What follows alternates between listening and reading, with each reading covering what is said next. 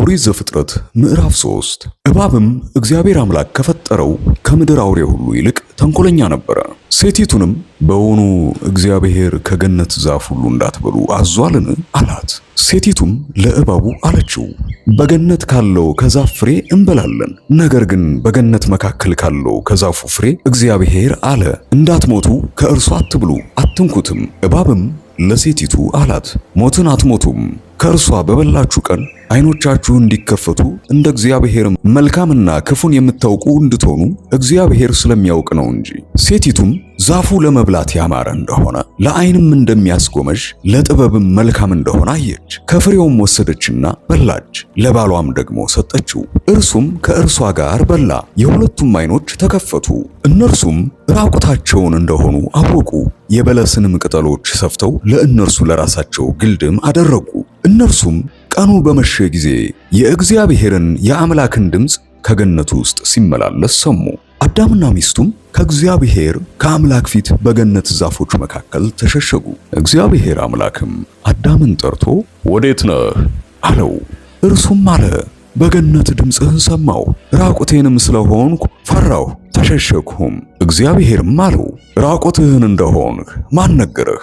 ከእርሱ እንዳትበላ ካዘዝኩህ ዛፍ በውኑ በላህን?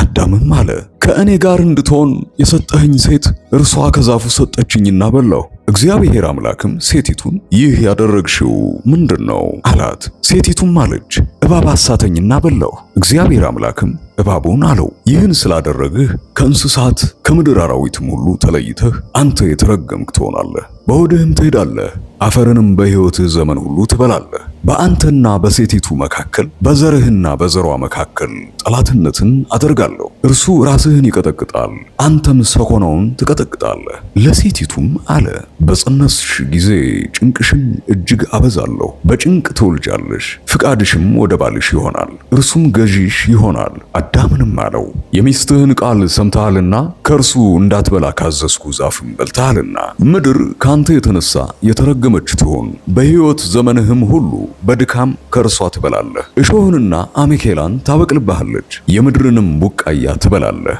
ወደ መጣህበት መሬት እስክትመለስ ድረስ በፊትህ ወዝ እንጀራን ትበላለህ፣ አፈር ነህና ወደ አፈርም ትመለሳለህና። አዳምም ለሚስቱ ሔዋን ብሎ ስም አወጣ፣ የሕያዋን ሁሉ እናት ናትና።